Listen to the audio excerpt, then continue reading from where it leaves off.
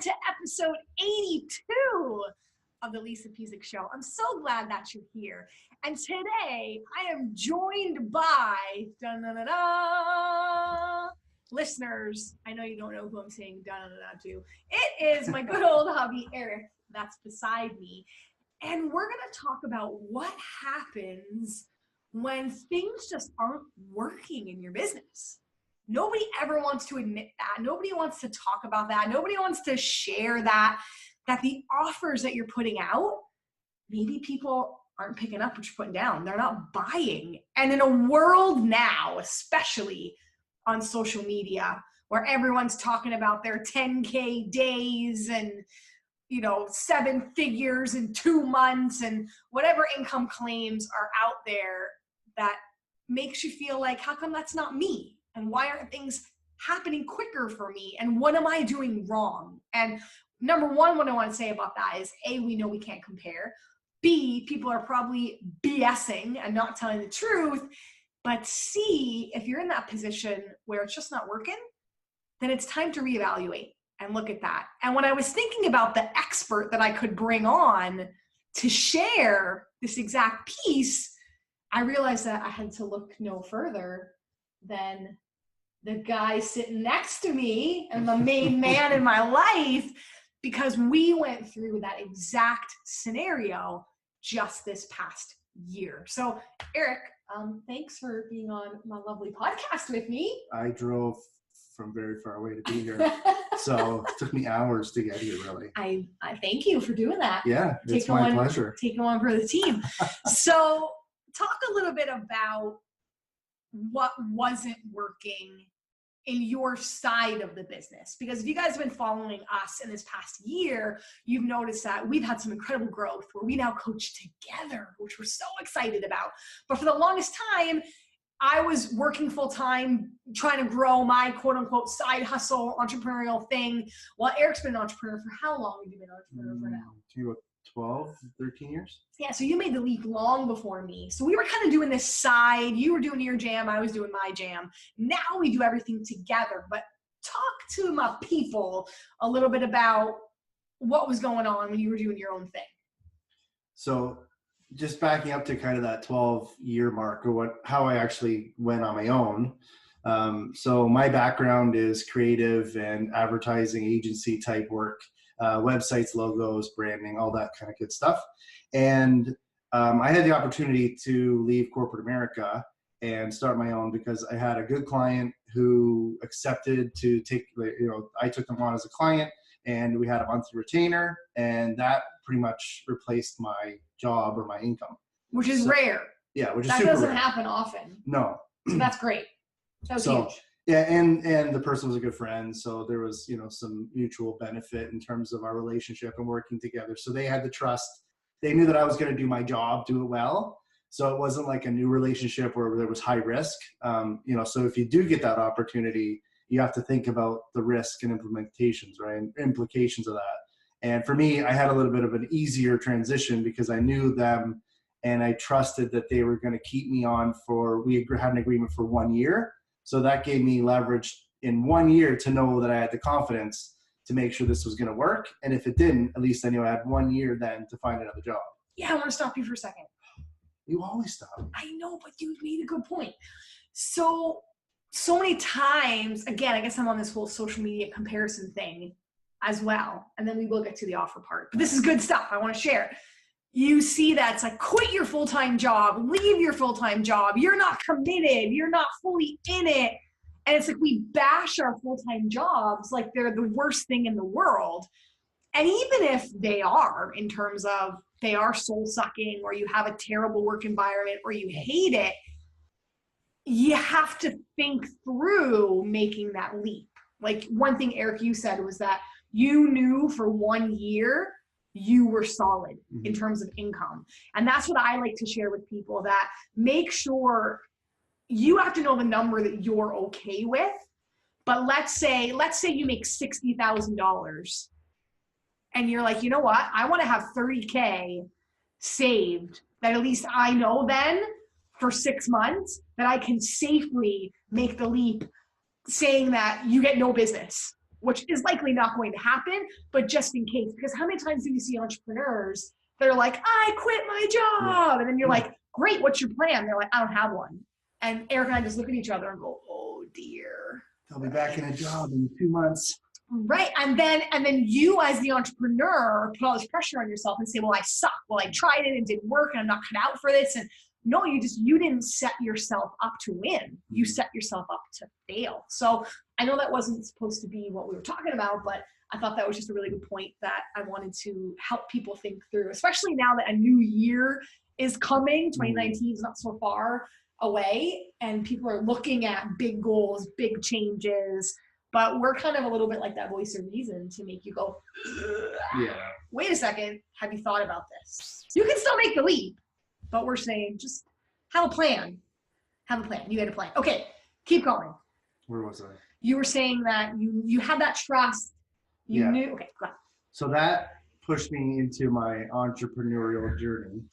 And probably in the first 5 years, it was pretty grinding. So that client we stopped our contract after a year. And it was about a year and a half because the company itself tanked. So it had nothing to do with my relationship with anything like that. So that led me then to start my journey in finding my own clients. I did have a few clients, and the next point for me was I started doing magazine work. And I started to build my own magazine and my own magazines with another gentleman. So I ended up partnering with that person. And through the next 5-6 years or so, we did okay. We hit our monthly goals. We were making replaceable income to our salaries, but we didn't have growth. And a lot of that stemmed from the fact that we took piecemeal clients. So a lot of agencies, what they'll do is you'll get a client come in and they'll say, I need a website. Okay, you'll do a website and let's say it's $5,000. Great, you just brought in $5,000 of income. You paid yourself. What's next? So then we would find the next job.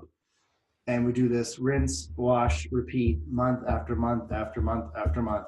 No steady growth, no steady opportunity to grow. It was always kind of the next job's coming, do it, get it done, get paid. Next job, do it, get it done, get paid. So it wasn't until about 5 years ago that I started to realize I need to find a steady income on a month-to-month basis so that I can grow and increase my monthly income based on that model. So wait, what made you realize that this wasn't working? Like, what did you feel? What were you thinking? What was the trigger that you were like, I need to make a change? I was overwhelmed. I was overworked. I was underpaid. And I was struggling just to figure out where the next client was going to come from. There was no, I guess you could call it lead generation strategy, if you will, for how I was going to find the clients. And you knew long-term. I knew long-term that wasn't smart. It was going to just end up either me taking a job because I was like, forget it, I'm done. This is, I can't not sleep anymore. I need to find a job. Or it was going to be, I'm smart, I'm talented at what I do. I need to figure out something that's going to give me a monthly reoccurring revenue per client. Yes. If I knew that the same client that I was going to do a website for would be able to put them into a model where monthly they would pay me for that same website or same job, now I have long-term stability. Even if and it might not be a year, it might not be 2 years, it might be, okay, 3 months, okay, 6 months, okay, 12 months. Yeah, so business owners are listening to this. Do a little assessment of your business right now. Do you have a quote unquote a continuity model or a model where people are not just one-off paying you contract to contract, deal to deal, coaching session to coaching session? That, I remember Brendan Burchard, we just came back from Experts Academy. He was on stage and he said that. He said, if you don't have a continuity model, you don't have a business. If you don't have a way to have recurring income coming in, you don't have a business. Because you think about, again, that full-time job, you have a salary or you're paid hourly, but you work 10, 20, 30, 40 hours a week, you know what to expect, right? And and again, it's like we get, as entrepreneurs, we jump into this thing, but we don't think it through sometimes. Like you wouldn't take a job and go, well, what am I going to get paid? And the boss go, well, I don't know. That depends. And then what kind of hours am I going to work? Well, I don't know. That depends. You'd be like, well, I need to know more concrete data before I say yes to this job. It's the same thing as an entrepreneur. You have to know how much money you're making, what they call your breakage rate, right? If you've got a continuity program, you have to know how many, you have 100 people in monthly, and you have to know that on average 10 people, quit every month, so you can count on 90 people. All these things you got to think through. But I remember that time. What did that do to our family? I remember that was rough. It was rough. Yeah, really rough. We were arguing a lot. Yeah, stressed, arguing. Did we have Oliver at the time? No, we didn't. No, this was probably 2 years before Oliver. Yeah. And we were both pretty miserable. Yeah, that's something I want to, it's kind of on topic, off topic. There's a couple of things that today, if I could go back, this is crazy, this is awesome. If I could go back and think about the things I know now that I would have told myself when I left my job, these things are killer. So one, when you leave your job, you can't think about your value in terms of an hourly rate. And I'll tell you why. Because if you're just going to replace your value, your salary, you're not going to make it. Guaranteed you're not going to make it. Like I remember back to my salary, and I was probably at about 45, 50 bucks an hour when I left my job. So if I had left and I would have been making 45, 50 bucks an hour, yeah, I would have replaced my salary, but the problem was I'm not thinking about taxes. I'm not thinking about building my business, how to grow it. I'm not thinking about the overhead. Okay, you don't have brick and mortar. That's fine. That's not overhead. That's just one piece of your overhead. Mm-hmm. You still got to pay. Not only do you have to file your taxes and pay your tax person to do your taxes, you got to pay your taxes to the government. Then you got your equipment. Now you got to buy yourself a computer, a laptop, a mouse. If that thing breaks, you got to replace it. All these things that I'm like now going back would have been like, number one, whatever you're paying hourly, you should at least double, if not triple it. Or you got to know your overhead. Or you got to know your overhead. Yeah. Mm-hmm. And then the next thing for me that if I could tell myself back then, look to replace yourself as a team member as soon as possible. So if you're, in my case, a creative director, I should have found a really talented creative person who was willing to work at my hourly rate. So I'd say it was 45 bucks, 50 bucks an hour that I could hire. Now I tripled my hourly. They could help me do the work and know that I'm still making upwards of 60 to 70% profit on their time. Huge. Mm-hmm. Yeah, we don't think about it that way. Huge. Yep. I would have scaled in the last 10 years 3 times faster than I did in the last 3 years. Mm-hmm. And then the third piece was asking for help and thinking about the little jobs that I did day to day by day for the first 5-7 years. I don't even touch those things anymore. Yeah. I don't even look at them. 2 reasons. One, I don't have the passion anymore. I used to love doing that because it was my job. Design, you mean? Yeah, design work. Yeah. Yeah. The problem with that was you're just replacing yourself for an hourly job. Yeah, there's no growth. Right? And there's no expertise. Yeah, and nowadays you have Fiverr and you have all these other, comparisons out there for my job. Sorry, go ahead. She's stopping me. Keep going because I have a good point. Okay. It's so hard to do podcasts Why with are your you husband. whispering? I don't know. Okay, go ahead. Keep going. You could whisper at other people. So you have to think about hiring and starting a team right out of the gate. It's going to be scary as hell because you're going to say, oh my God, but I'm not even making, X amount yet. How am I going to be able to hire? Because you're contracting people. You're not hiring them for life. So you're just contracting them on an hourly basis to say, I'm going to hire you for this job. You're going to do it for X amount of time. I'm going to pay you for X amount of hours. I'm going to deliver that to my client and charge my client 3 times what that rate is. Right? Yeah, you keep pausing because you think I'm going to interrupt you. I'm trying not to. No, what I was going to say, that's an awesome point, is that you have to realize or figure out what is your goal? Like, what is the thing that you and only you can do? That is something I think early as business owners or entrepreneurs that we need to learn. And same, I just in this past year hired a VA. And because same, I was like, I don't want to spend money. I don't want to pay a VA. I want control. I'm a control freak. I'm like, I want to know what every little thing is.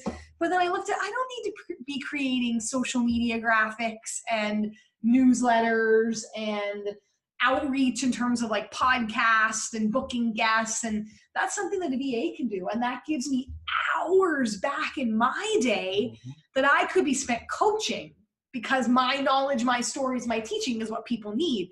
I could be spent doing this, doing more podcasts, doing more live videos, doing YouTube videos. I could be hopping on discovery calls with people to be booking contracts. Or even if they don't ever book with me, it's still starting a relationship and serving people and giving some love to people.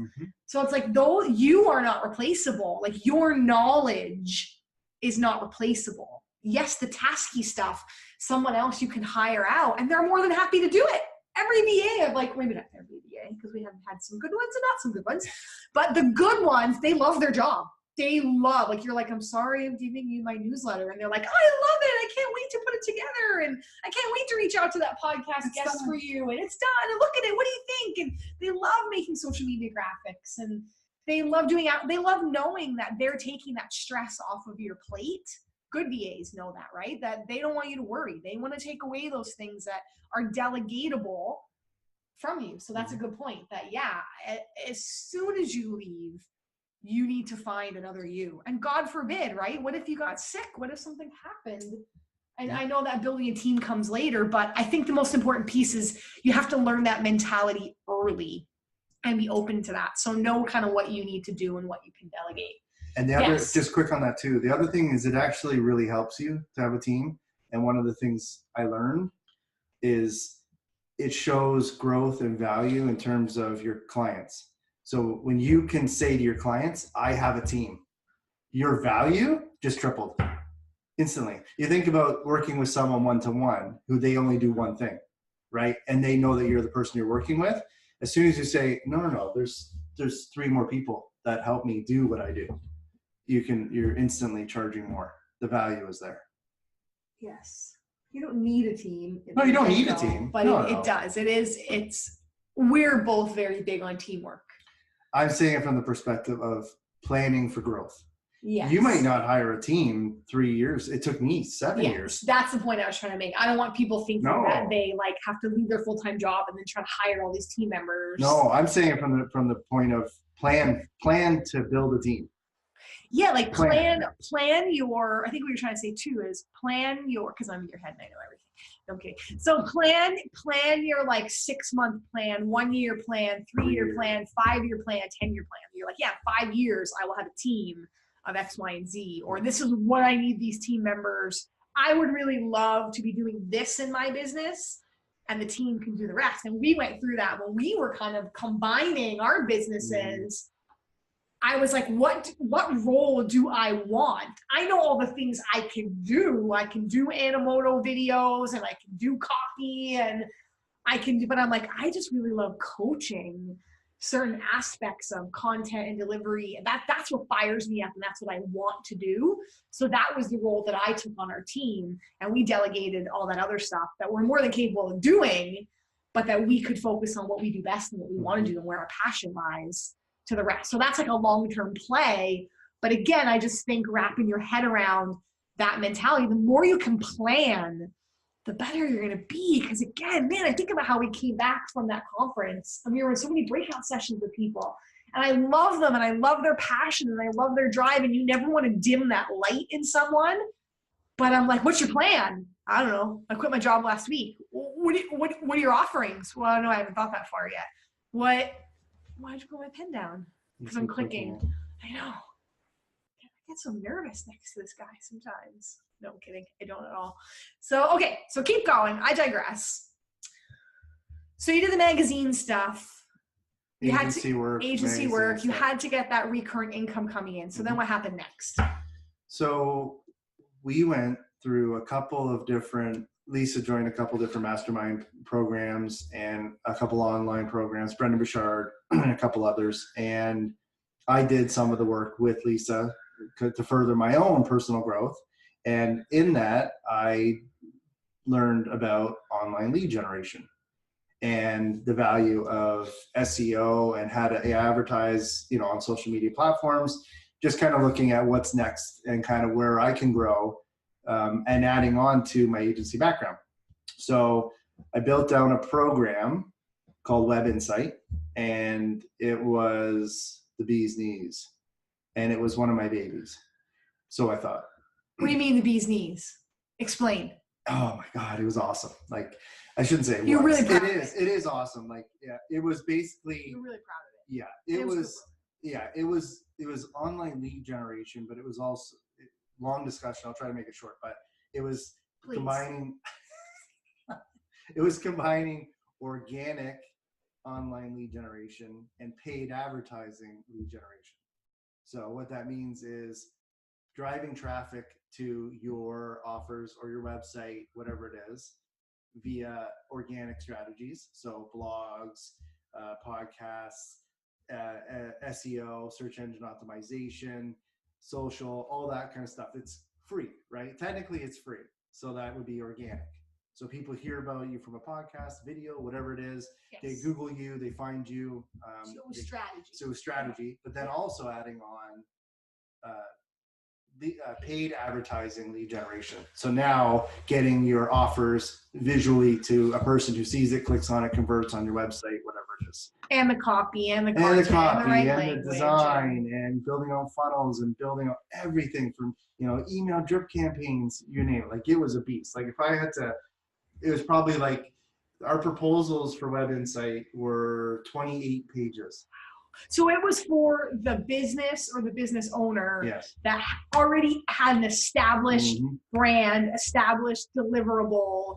They just weren't making enough sales or making enough income, or they had tried, or they weren't growing. They had tried strategies or that sort of stuff. Okay. Our ideal client, so just to put that into perspective, our ideal client was doing at least $1 million in sales. And in your brain, you were like, this is going to be my $1 million baby. Yeah, it was my baby. Legit. And you were like working your ass off. I remember you were working. Yeah. You used to be the person that was like, 5 o'clock, put your freaking phone away. Like, we're having family time. And then that turned into, you were the one that was like, you were up late and you were on your phone and you were working hard and you were delegating. You were like, that was when I really saw the change in you, when you were like, not that you weren't hustling before, but I think you've lost, I just want to bring this up in terms of, I think you've lost those terms of boundaries because you were like, I really want this baby to work. Like, you were throwing all your eggs in that basket to have that baby work, and you were like, come hell or high water, you were going to make that sucker work. And did it work? It did. I'm sensing a but. But the response from the people we were meeting with was, it was too much.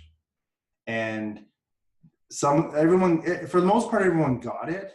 The business owners understood what we were offering. They wanted it, but we had two kind of stop points. One was the price. The second was overwhelm. They saw that 28-page proposal and went, holy crap, like, this is crazy. Crazy. Like, and we legit told them, like, this is like 7 people. If you wanted to do this internally, you'd have to hire 7 people.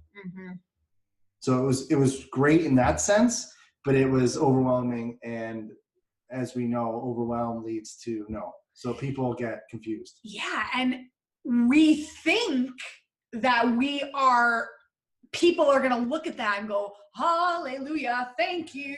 Like, you're going to take me from here to here. And that's awesome. And no, they're like, it's almost like it's like going from, this is going to be a bad analogy, but this first thing came to my brain. It's like going from a first date to like saying F dinner and like sleeping together. Like, it's like too fast. Like, you're like, whoa, wait. Oh, let me have my glass of wine to see if I even like you. I don't know if I want to do this on the first date together. I don't know if I want to marry you. I don't know if I want to, like, you're making me make decisions I'm not ready to make yet. I just want to sit down and sip a beverage with you and start there. I know that I need to get married and I know that X, Y, and Z needs to happen, but I just don't know yet, right? And that's kind of what it was like, where you're like, I'm rolling out the red carpet for you. And people were like, I don't know about that. Or I don't know if I'm ready for that. Because you can't take somebody from nowhere to like gold star. Yeah. Like ideally you maybe can, but it has to be the right person that wants that. And those are few and far between sometimes. So that's exactly what happened. So in the first year of launch, you did have a few. The clients that came on, great. They were great. Were amazing. We're successful. The program worked. They loved it.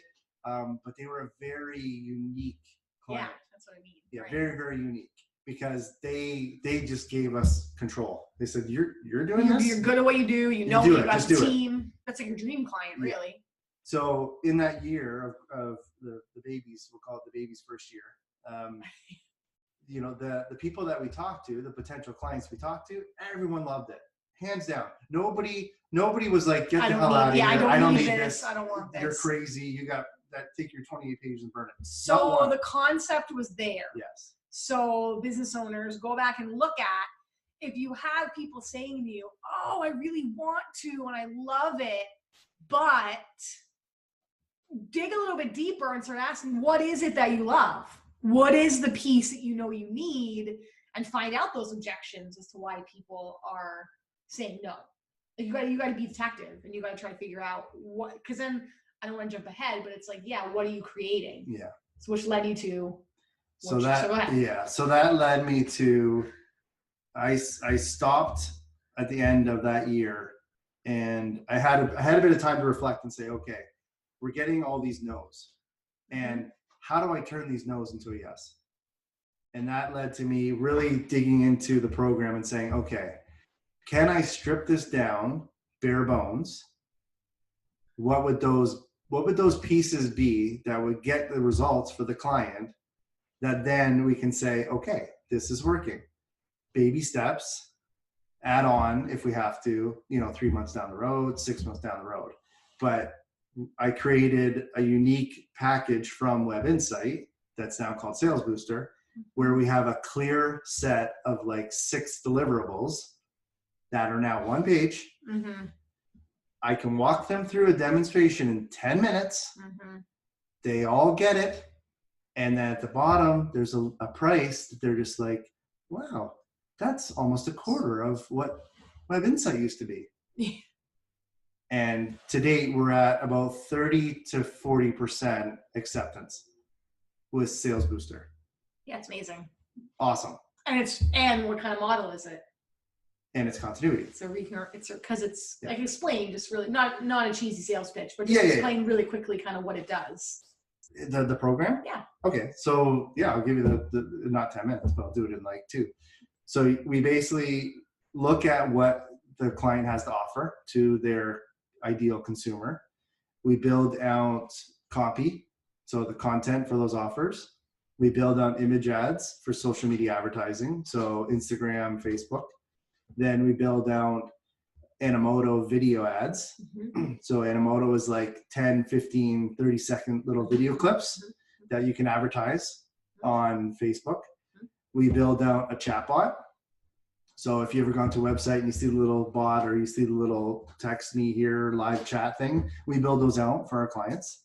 We build out a custom one that walks through the offer journey while they're online, 24/7 evergreen. So meaning that anytime the person's online, they can convert on your website through that chatbot. It's also on the Messenger Facebook platform. So the same bot does the exact same thing on Messenger. So we can advertise, convert them through Messenger. And then we build out all of the advertising platforms for you. So Facebook advertising, Google advertising, Instagram, and we run those for you. We do analytics and reports. See, and the reason why I had you explain that is because you looked at Web Insight and went, if I had to pick one thing that people need from this whole program, it's the lead generation, or it's the, how do I describe that? Like if you had to pick, like that made you realize that one thing, you were like, I could build 10 things for you and you do need all 10, Yes. but what's the like one thing right now, first thing you need? And you're like, you need the client to say yes. You need to get the eyeballs on the offer. Yeah. You need to get the eyeballs on the offer. You need to get the damn offer out. You need to get you need to get the offer out and the eyeballs on the offer. And all the rest of the stuff, the deliverables can't come till that first thing happens. Yeah. So that was the thing. You stripped out that piece and went, plunk, here's the program. It's a 10-step Web Insight is, I'm just making that up. Like it's a 10-step program, but this lead generation offer piece is step one. Mm-hmm. You pull that out and went, plunk, that sales booster. And people went, yes. I get it. Very defined outcome, very defined deliverable, very defined the way that it's done, defined in what they're paying for and what they're getting. And I think that's the biggest piece that I want you business owners to take home, is that if the offer's not working, or if people want it, but they're not buying it, find out that piece of what is it that they really want, or find out what is that first step. That step 2, 3, 4, 5, 6, 7, 8 can't happen till they have one, and baby step it, pull it out and create a program around that one and start there and relaunch that and launch that. And I've never seen you so happy in the work that you do now. Mm-hmm. Like that really was the winner. And we do have a great team in place. Yeah. Which that was hard to try to find the right people, but we stuck through and persevered with that as well. But I think that the best part is that you were able to look at it and go, this isn't working. Like you weren't, so many times we're so tied to this has to work. And that's such a desperate like mentality. Like you think about where your life would be if you were still trying to make Web Insight work. Yeah. And I just want to bring up, before we wrap it up, because we've been going for a long time, which is great. I'm like, we'll just do like a 15-minute podcast. There's so many good nuggets here. When you were trying to make Web Insight work and you were really trying to get established, and granted, I was still working full time, and my first funnel was doing really well. Mm-hmm. I was the quote unquote breadwinner, quote unquote bringing in the bacon, quote unquote making more money than you.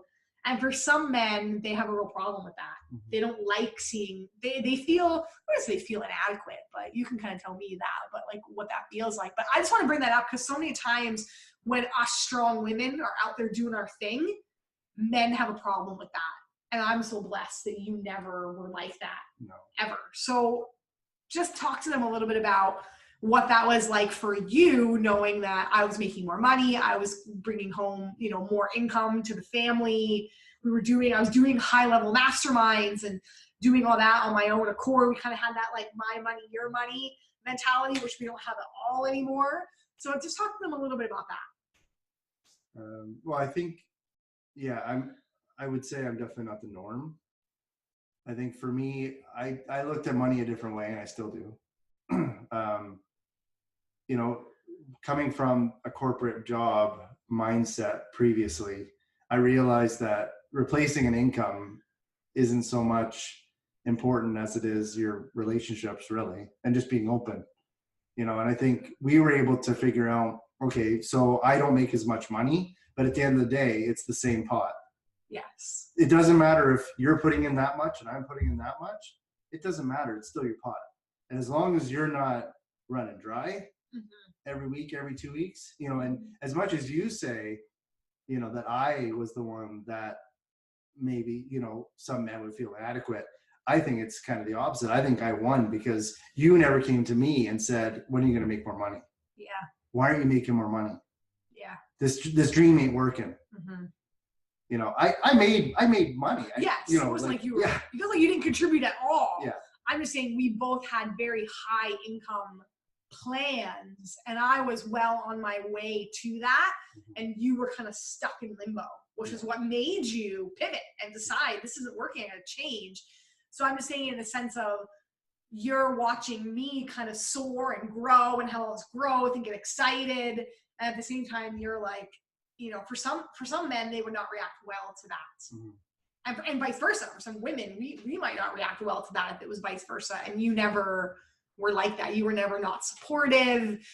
Sometimes I had to do late night calls and things. And we had, our guy was little. He's maybe 5 now, but he was a babe. And it's like, you were the one that was up kind of backing him. And it was like, it was give and take, right? Like, it was like when I had to do stuff, I did it. When you had to do stuff, like we just had that great understanding between balancing marriage, parenting, work, business. You're right. Like we never once put that pressure on each other. You never once came to me, we were talking about those gender roles, and said, how come you're not backing Oliver tonight? That's your job as the woman. Yeah. And I never came to you and said, how come you're not making more money? That's your job as the man. Yeah. Like we never have those stereotypical gender roles in our marriage together. Well, I think it's dream crushing when you do that. Yeah, it's not supportive. No. But so many times they do it. So it's like you got to check yourself if you're feeling resentment towards your spouse. Yeah. And now you make more money. If we're playing that whole my money, your money, which we don't. But it's like when you actually look at the books, you now supersede and you make more money. Yeah. And what did I say to you when that happened? I don't remember. Say it again. Stop, you're lying. What did I say to you? Congratulations, babe. You're crushing it. Yeah, I'm so proud of you. I'm so proud of you. Your hard work, you pivoted, your hard work. I wasn't like, well, I gotta try to beat you now and make more money. Like, it's not a competition or it's not anything. Now it's like, I look at the value of things that we were able to do together, and it's because we're both contributing together, which is awesome. 2 quick things I want to mention. Yeah, then we gotta wrap it up. Yeah. So the one thing I struggled with in creating Web Insight and Sales Booster was I always thought that I had to be original and that I had to be the only one. And this was going to be like, nobody's ever done this before. And you're the one that's going to have the answers and nobody else has ever tried this before. No, I just took from learning what was working out there and implemented it. And then I packaged it nicely. And that's what really works well with Sales Booster. Is I'm not trying to be original and saying that this doesn't exist. It exists. I just put it in a different way that I know works well, and that allows me to have the ability to believe in it, to say this is going to work. This will work for anyone. And then number 2 is I wouldn't have anything if it wasn't for personal development. And that was 5-6 years ago? Yeah, well, 7, almost 7 now with me. If you want to go back to even the early days of Beachbody, which I was first, introduced to personal development. Personal development in general. But like, if I looked back at my original response to going to a personal development event, I thought, this is crazy. Like, this is woo-woo. This is like, man. It depends on the event. Everything's different. Everyone's different. I think you're talking in terms of Brendan's events where we're all hugging each other and we're jumping up and down. It's a lot of it, though. A lot of them are like true, that. A lot of them are like that. Tony Robbins is the same. Jumping all around. Yeah, we're kind of rambling here. But I'm just saying from the perspective of try it. Try it before you mock it, because for me, personal development, you mean? Personal development. Yeah. For me, it's like it's a business tool. If I look at the pieces of my growth over the last 5 years, 6 years, everything relates back to personal development. And I'm not just looking at one person, one thing, one book. It's like, try different people and try following different people's, what they teach, what they show you, because the people I follow are totally different than the people Lisa follows, but we'll still come back together and go, oh my God, this was so aha for me. And then Lisa will be like, who was that? Oh my God. Okay, that's cool. Yeah, you took the words right out of my mouth. No, it's good. I didn't interrupt you. That's big for me, people. That's big. What I was gonna say is that going back that whole while too, when I was saying I was growing, I was in these high level masterminds, I was traveling all over the world, Arizona and California. All the while, I brought that back for our family. So I think that's a piece too, where if you're in the position where you are the one that's actively growing, even if you feel like that partner, that spouse isn't going to listen, because you could have one of 2 things. You could have a relationship like ours, where the spouse is like, yeah, tell me, like, what'd you learn? What is it? And I can't wait to go home and be like, oh my God, we have to try this. We have to implement this. Watch this video. Or you may have this partner that's like, you do you, I don't care. Still share it anyway. Or if it's not with the partner, share it with someone, because those are nuggets that are so useful. It's like, it's not fun to be on that journey by yourself. Like, you've got to share it with somebody. And we were lucky enough that I was able to share it with you, and you were sharing stuff with me. But I guess what I'm trying to say, now I'm rambling, is at no point was I like, this is my journey and I'm going to grow. It was like, we're going to do this together. We're in this together. Again, that talking about that 5, 10, 15-year plan, I always had that plan that no matter what we did in our life, we'd be doing it together. Mm-hmm. Even going back to marriage, I knew that I wanted to marry a man that wanted to be with me in all aspects of my life. Mm-hmm. For some relationships, living separate lives, it works. And more power to you. For us, we don't have that kind of marriage. We're that like annoying couple that wants to do everything together. But it works for us. Like podcasts. Yeah, like podcasts. You didn't even know I was going to make you come on this thing. Last question. What are you most excited about for 2019? He didn't know I was going to ask this one. Actually, he didn't know at all what I was going to ask at all. But what are you most excited about for 2019? I think the opportunities that are going to come, and to join, probably for myself, to join my own, like another mastermind for me. Well, you've never done a mastermind, No. really? No. I've done 4. I'm on my 4th. Yeah. Yeah. And just working together. Like, it's only been probably like this year. Yes. So for last us, 6 months, yeah, actually. For us, even after this podcast, we're starting our own business practices and our own group coaching and all mm-hmm. that good stuff. So that's something new for us. So that's exciting. It's really exciting because it's too long to explain, but just us joining forces. What Lisa's amazing at, what I'm amazing at, complementing each other and growing. That's exciting. That's what I'm really excited about. Yeah. So normally, I have this whole thought out plan of podcasting, and as you can see, I just wanted to get hubby on here, and I just wanted to sit down and have an open conversation about, what your journey has been, because I think what you went through is what a lot of other entrepreneurs are going through, both of us. Yeah. This is the stuff that nobody talks about. Like I said, nobody's going to sit there and be like, I'm not making money, this program isn't working, or I am making money, but it's not reaching the goals I wanted to make. Mm-hmm. I don't have a plan. I don't know what I'm doing. I haven't thought about this. You'll never see that on social media. No. So I just wanted to come in and have just an honest talk about what entrepreneurial life is like. And every step of the way, kind of what questions you need to ask and where you need to go with that. And we're still learning. Mm-hmm. I never want to claim that I have a hard time calling myself an expert of things. Because we have expertise, but I don't know if you're ever truly like an expert, right? Like there's mm-hmm. never a stopping of your learning or stopping of your growth. So I think that's the next piece, that personal development. Keep learning, keep listening to podcasts like these, and go back and do those assessments. Eric dropped some good tips about when you're ready to leave your job, right? About that. Don't base it on your hourly rate. Hire that team, or start thinking about that team. Start thinking about those VAs. Plunk out that piece. If people want your program, if it's not working, but what are the things that are working? Do a deep dive assessment there. Making sure you're setting up recurrent income.